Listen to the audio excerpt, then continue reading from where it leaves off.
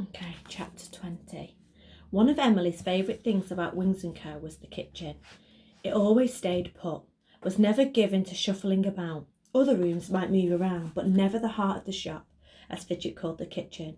It stayed tucked away in the basement, a cosy room with an old-fashioned stove perched on 4 iron legs. Above the stove on metal hooks hung the pots and pans alongside strings of onions and herbs. On the wall opposite was a huge painted sideboard filled with crockery, some dating as far back as the Georgians.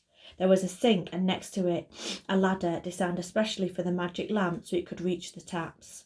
A dog basket for Donut was by the fireplace, with 17 little chairs for the geese to sit on and warm their boots on cold days. Little chairs. A long kitchen table took up the rest of the room, on top of which flowers were neatly arranged in jam jars. Emily woke that morning to the sun shining through her curtains and the cry of the seagulls outside. She was pleased to find that they were still in Pudleypool-on-Sea, and even more pleased to see James Cardwell in the kitchen, grill pan in hand and an apron over his suit, making breakfast. But James's face was very grave indeed, not full of the usual smiles and cheeriness that Emily expected. She'd never seen him looking like this before. "James," said Emily, "has something happened?" "What has Buster done now? Where is Buster, anyway?" "It's not Buster," said James. "It's you that I'm here to see." "Me?" "Yes. Have you any idea how worried I've been about you?" "Why?" said Emily. "What on earth were you doing yesterday with the little old lady in the Starburst ballroom?" "You told the security guard she was your grandmother. Why?" "Oh, that was Maurice Flintwinkle. I was bringing him back here for questioning." "Maurice Flintwinkle?" interrupted James. "Do you know who he is?" "Yes, he plays the guitar at the Starburst ballroom." "No, well, yes, he does, but he's wanted for the Starburst ballroom murder. And given the CCTV footage I saw this morning, he is also now one of the main suspects in the Bond Street diamond robbery." "You've got it wrong. Maurice isn't a murderer or a jewel thief," said Emily. "Listen," said James. "What we know is this. Johnny Carmichael was the mastermind behind the diamond robbery. I believe he was murdered by his accomplice, who it appears was Maurice Flintwinkle. I suspect Maurice bumped off Johnny Carmichael so that he could keep the diamond for himself." "He wouldn't do any of those things," said Emily. "Hear me out," said Detective Cardwell. "The clothes Maurice was wearing when he was pretending to be your granny are exactly the same as those worn by one of the jewel thieves." "But that's impossible," said Emily. I found them." At that moment Maurice Flintwinkle came into the kitchen. His wing had been well and truly slept on, so that from where James was standing at the stove he couldn't see it at all. "Is your name Maurice Flintwinkle?" asked Detective Cardwell. "Please, James," said Emily, "I can explain." Maurice let out a terrified squeak. "Yes," he said. "Maurice Flintwinkle," said Detective Cardwell. "I'm arresting you on suspicion of robbery and the murder of Johnny Carmichael. You do not have to say anything, but—" Maurice went whiter and whiter. He started to sway back and forth, then fainted face down on the dog basket. It was only then that Detective Cardwell saw Maurice's one and only wing. "He's a fairy," said the detective. "Yes," said Emily, bending down beside Maurice. "That's what I was trying to tell you.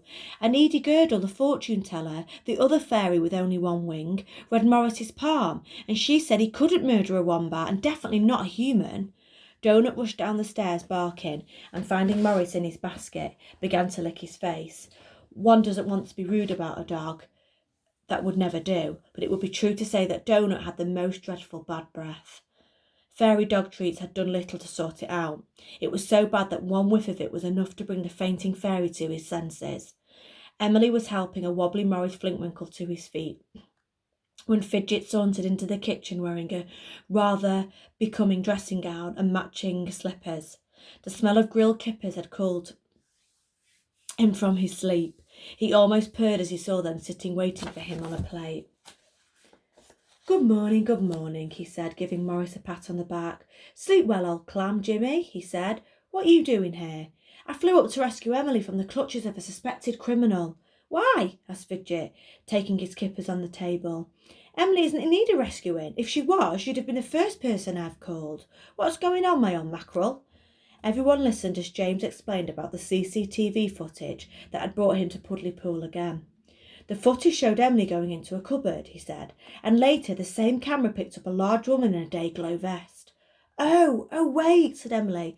One of the villains who smashed Edie's crystal ball was wearing a day-glow vest. We think they did it to stop Edie seeing who the murderer is, Fidget said. Emily has no idea who it is.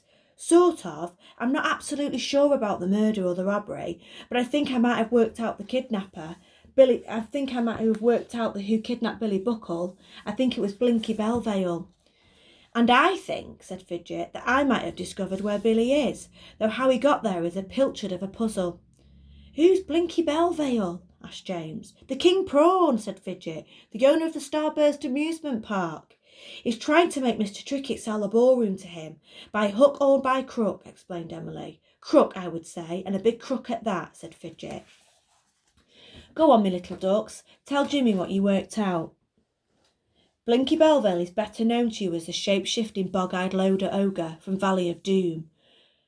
No, what is he up to? Said James. A good question, my old tuner, replied Fidget. One I may have the answer to. Well, what is it? Said James. It's big, very big, said Fidget. But before he could say another word, there was a cry from upstairs, and the magic lamp ran into the kitchen. Quickly, it said. Oh dear, mistress, come quickly. Primrose is stuck in the shop. Her head is touching the ceiling. She can't get back up the stairs to her room or down the stairs to the kitchen. She's just too big.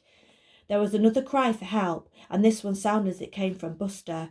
Don't panic, said the magic lamp, jumping up and down. Where's Buster? Asked James. That's the thing, said the magic lamp, throwing its arms into the air.